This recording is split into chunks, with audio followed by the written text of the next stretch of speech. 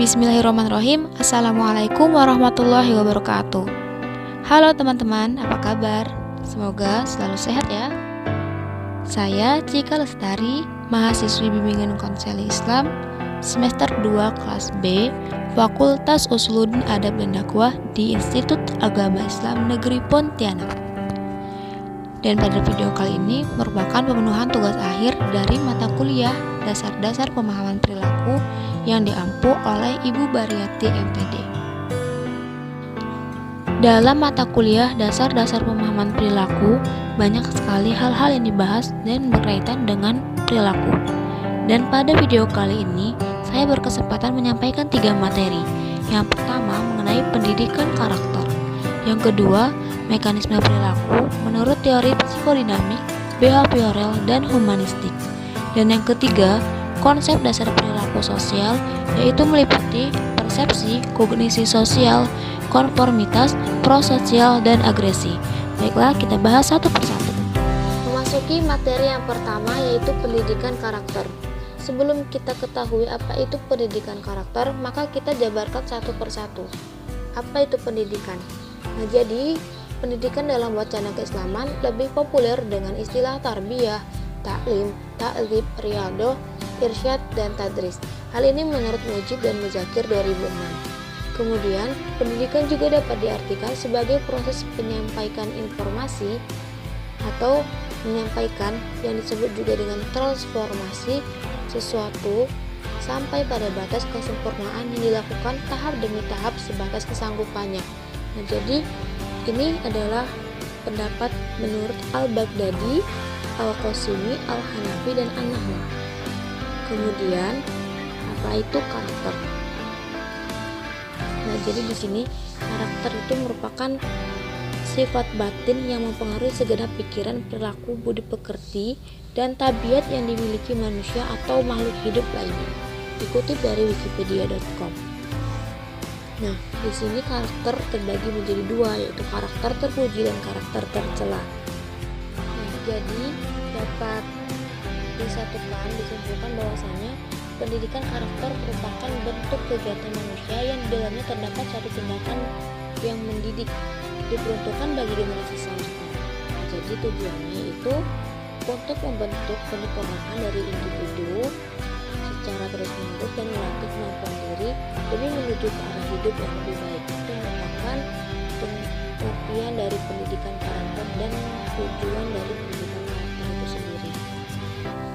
Nah, sebelum kita memasuki materi yang selanjutnya, materi yang kedua, perlu untuk kita ketahui terlebih dahulu dalam pengertian tarbiyah yang saya sampaikan tadi bahwasanya terdapat 5 kata kunci. Nah, jadi dalam pengertian tarbiyah ini terdapat 5 kata kunci yang dapat dianalisis. Yang pertama yaitu menyampaikan atau tablik, yang artinya pendidik dipandang sebagai usaha penyampaian, transformasi, dan internalisasi dari pendidik pada peserta didik. Kemudian kata kunci yang kedua yaitu sesuatu atau al-syai'i, yaitu yang ditransformasikan kepada peserta didik adalah sesuatu yang berupa kebudayaan, kemudian nilai baik yang bersifat material maupun non-material. Contohnya seperti ilmu pengetahuan, seni, estetik, etika, agama, dan lain sebagainya. Nah, kemudian perlu juga kita ketahui dan perlu juga yang untuk ditransformasikan kepada peserta didik adalah karakter Islam. Contohnya nilai-nilai yang diformulasikan dari Al-Quran, Sunnah, dan para ulama. Kemudian yang ketiga, sampai pada batas kesempurnaan. Jadi maksudnya di sini ila kamalihi adalah bahwa proses pendidikan itu berlangsung terus-menerus tanpa henti sehingga peserta didik memperoleh tujuan inti yang ditetapkan. Kemudian yang keempat, tahap demi tahap. Asyai'i fasyai'i.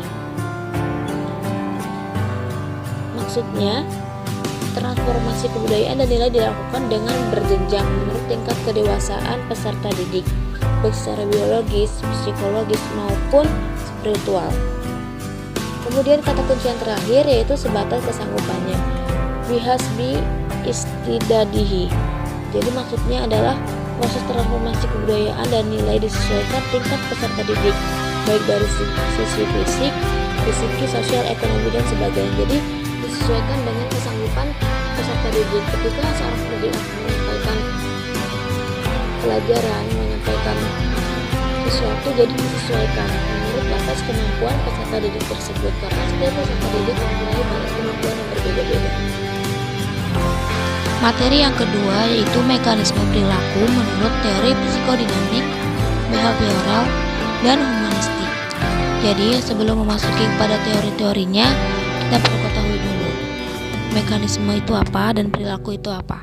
Nah, jadi mekanisme berasal dari kata dalam bahasa Yunani mechan yang memiliki arti instrumen, mesin pengangkat beban, perangkat, peralatan untuk membuat sesuatu, yang dari kata mikos yang memiliki arti sarana dan cara menjalankan sesuatu. Nah, jadi dapat disimpulkan bahwasanya mekanisme itu adalah cara ataupun teknik ataupun bagaimana cara menjalankan sesuatu.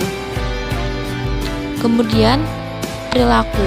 Perilaku adalah serangkaian tindakan yang dibuat oleh individu, organisme, sistem, atau entitas buatan dalam hubungannya dengan dirinya sendiri atau lingkungannya, yang mencakup sistem atau organisme lain di sekitarnya, serta lingkungan fisik. Dikutip dari Wikipedia. Teori psikodinamik. Nah, jadi teori psikodinamik ini merupakan teori yang menjelaskan perilaku kepribadian dalam arti dinamika energi yang tidak disadari dalam diri seseorang. Jadi teori ini mengasumsikan bahwa kepribadian perkembangan ketika terjadi konflik-konflik dari aspek-aspek psikologi tersebut. Nah, jadi bisa dikatakan bahwasanya dalam teori ini perkembangan itu terjadi ketika seorang mengalami konflik, ketika seorang mengalami masalah, maka di situ terjadi perkembangan emosinya. Selanjutnya, teori behavioral. Nah, jadi dalam teori ini diartikan sebagai perilaku dari seseorang pendidik dan peserta didik yang dapat mempengaruhi dalam ruang lingkup psikologis pendidikan. Nah, jadi sikap karakter perilaku dari seseorang peserta didik untuk mampu menguasai dan memahami sesuatu, yang yaitu upaya diri peserta didik untuk memulai tingkatan kedewasaan. Nah, jadi teori behavioral ini merupakan suatu teori dari ketidakdewasaan menuju karakter dewasa. Nah, jadi bisa dikatakan bahwasanya perspektif behavioral ini terfokus pada peran mulai untuk melakukan proses belajar dalam mendeskripsikan tingkah laku manusia, serta proses terjadi melalui rangsangan yang disesuaikan pada stimulus untuk menimbulkan ikatan jalinan perilaku reaktif, respon, hukum-hukum mekanisme, dan lain sebagainya. Teori humanistik. Nah, jadi teori humanistik ini berasumsi bahwa teori belajar apapun baik yang dapat dimanfaatkan asal tujuannya untuk kemanusiaan manusia, yaitu pencapaian aktualisasi diri, pemahaman diri, serta realisasi diri orang belajar secara optimal menurut Ashoka 2011. Materi yang ketiga atau materi yang terakhir ini ya, yaitu konsep dasar perilaku manusia yang meliputi persepsi, kognisi sosial, konformitas, prososial, dan agresi. Sebelum memasuki pada poin-poin tersebut, kita perlu ketahui bahwasanya perilaku sosial adalah sesuatu sikap relatif dalam merespon orang lain terhadap dirinya dengan berbagai cara yang berbeda-beda. Persepsi dan kognisi sosial. Nah, jadi persepsi itu adalah proses pemahaman atau pemberian makna atas sesuatu informasi terhadap stimulus. Nah, jadi di sini pemahaman atau pemberian makna itu berupa tentang pengalaman tentang objek, peristiwa, atau hubungan-hubungan yang diperoleh dengan menyimpulkan informasi dan menafsirkan pesan. Nah, jadi di sini persepsi itu memberikan makna pada stimulus indrawi atau sensori stimuli. Adapun kognisi sosial diterjemahkan dari bahasa Inggris. Kognisi sosial adalah subtopik dari berbagai cabang psikologi yang berfokus pada bagaimana orang memproses, menyimpan, dan menerapkan informasi tentang orang lain dan situasi sosial. Jadi ini berfokus pada peran yang dimainkan proses kognitif dan interaksi sosial media. Dikutip dari Wikipedia. Selanjutnya yaitu konformitas dan prososial. Nah, konformitas adalah suatu jenis pengaruh sosial ketika seorang mengubah sikap dan tingkah laku mereka agar sesuai dengan norma sosial yang ada. Contohnya di sini yaitu menyinggung orang sakit, kemudian membawakan buah dan makanan untuk orang yang sakit tersebut. Kemudian prososial. Nah, jadi di sini menurut Baron dan Yarne 2003, perilaku prososial adalah suatu tindakan menolong yang menguntungkan orang lain tanpa harus menyediakan suatu keuntungan langsung pada orang yang melakukan tindakan tersebut, dan mungkin bahkan melibatkan suatu risiko bagi orang yang menolongnya. Agresi. Agresi itu merupakan suatu jenis perilaku yang berniat untuk menyebabkan kerusakan fisik atau mental. Nah, jadi bisa dikatakan bahwasanya perilaku agresi ini berbahaya karena berniat untuk menyebabkan kerusakan gitu. Contohnya seperti bunuh diri, seperti melukai diri sendiri, mungkin melukai dengan benda tajam seperti itu. Nah, jadi di sini ada penyebab umum yang terjadi apabila seorang tersebut bersikap agresi, yaitu sebenarnya agresi ini bersifat normal, namun hanya indikator penyakit jika perasaan menjadi berlebihan, menguras tenaga dan pikiran, serta mengganggu kehidupan sehari-hari.